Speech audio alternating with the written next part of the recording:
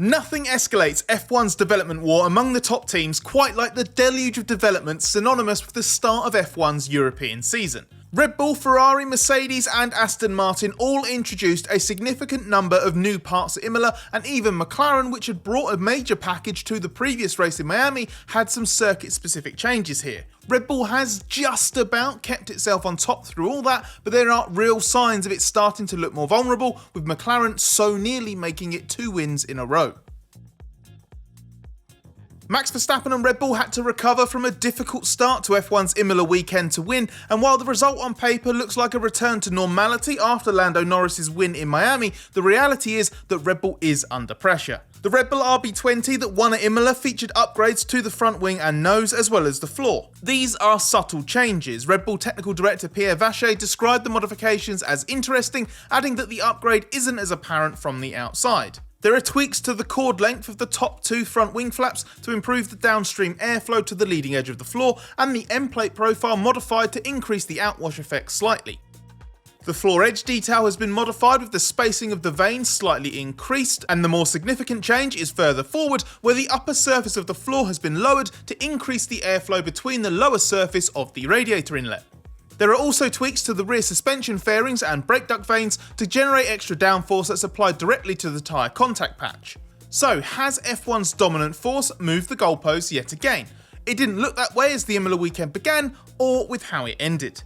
The Red Bull is always at its most vulnerable on a front limited track like this, but even with that constraint, the car was so far out of its window on Friday, especially in slower corners where the RB20's refusal to rotate was bleeding lap time away.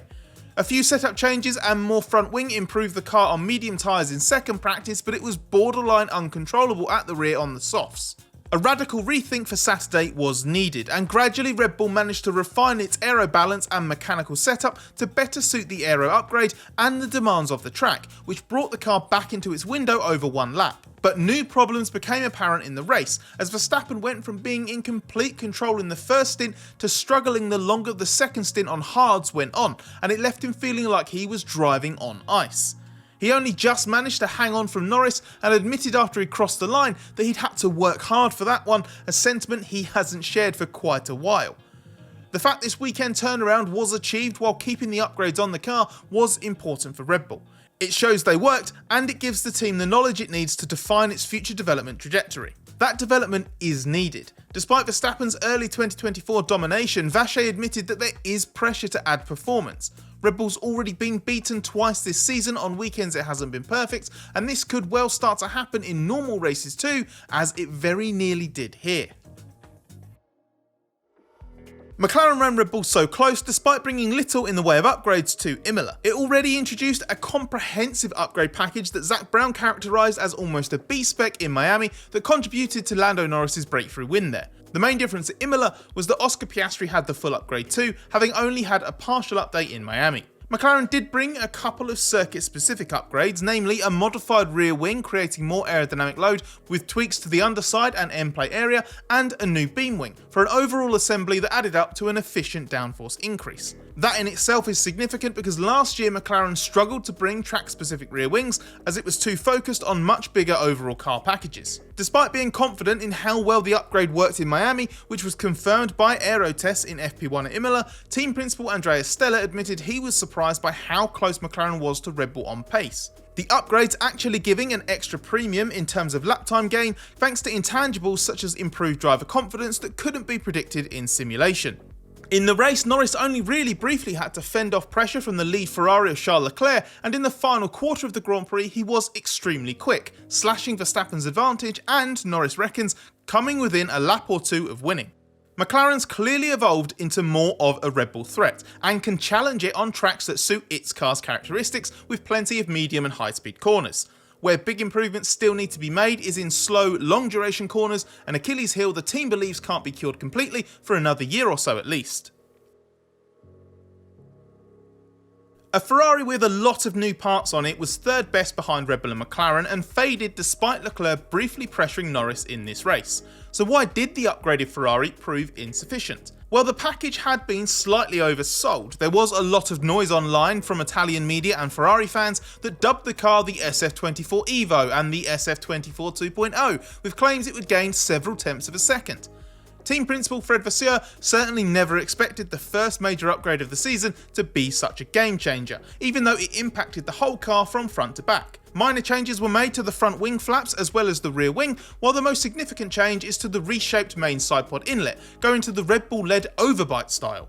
Ferrari has now joined the vertical inlet to that to make it part of the sidepod cooling, to improve the airflow through the undercut on the front corner of the sidepod. Above this, the S-duct outlet has been removed and replaced with a vane, and the cooling exit at the back of the engine cover has been moved forward and made larger. The sidepod features a dramatic ski ramp that gets flow down into the central part of the diffuser and improves the effectiveness of the Coke bottle area. There's also a floor tweak with an inlet opened up to better connect to the airflow forced inside the tyre to help seal the underfloor and reduce drag. So, as we say, extensive, but not enough to beat McLaren, let alone Red Bull. Leclerc was a couple attempts from pole with a deficit just inside its seasonal average to Red Bull, and in the race it looks stronger than that. Vasseur reckons if Ferrari missed anything it was on Saturday, not in the Grand Prix. Finishing on the podium 8 seconds behind Verstappen would have been a good result for Ferrari at most races this year, and Vasseur was pleased enough with that post-race. But it sounds like Ferrari's got some work to do to refine its car setup to maximise its performance through the weekend, as that was being talked about even before the upgrade hit the track properly. Leclerc also suggested Imola is a difficult track to judge because of the importance of curb riding.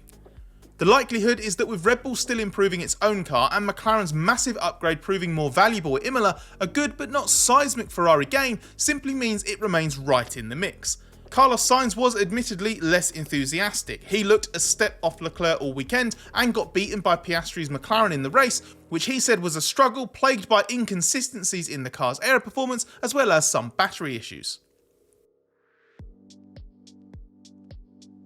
Mercedes still isn't a factor at the front in F1, but made more gains after introducing minor modifications to the floor fences and body at Imola, along with circuit-specific improvements to the rear wing, beam wing and front brake duct internal ducting.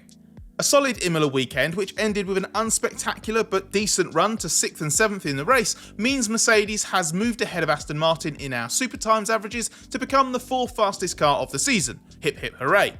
More encouragingly, George Russell said the car felt the best it has all season. He even came within a thousandth of a second of splitting the Ferraris in qualifying. That was helped by the fact the corner speed range at Imola isn't too broad, mitigating the struggles Mercedes has faced in making the car work well in fast and slow corners at the same time. Technical director James Allison believes that's a weakness that will gradually be put to bed over the coming races.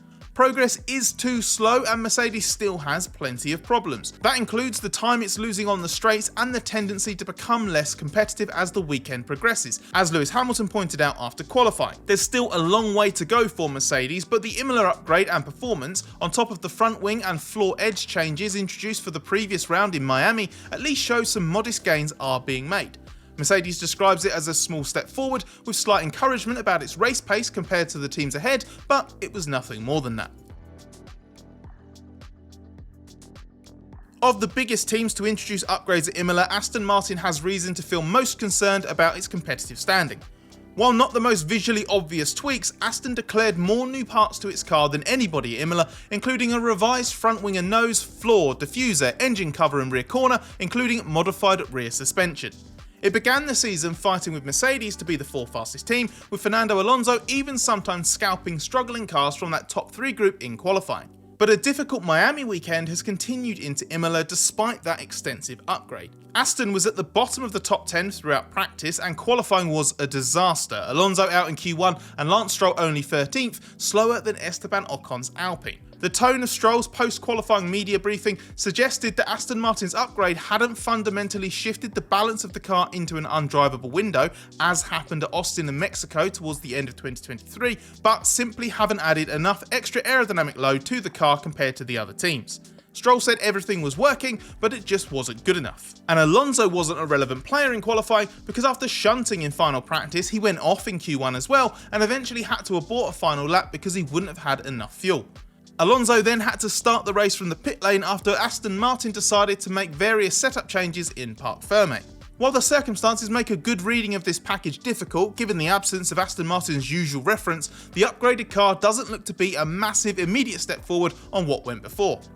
Aston Martin Performance Director Tom McCulloch said this was a track the team thought might be difficult anyway, and that was compounded by not being on our A game on Saturday.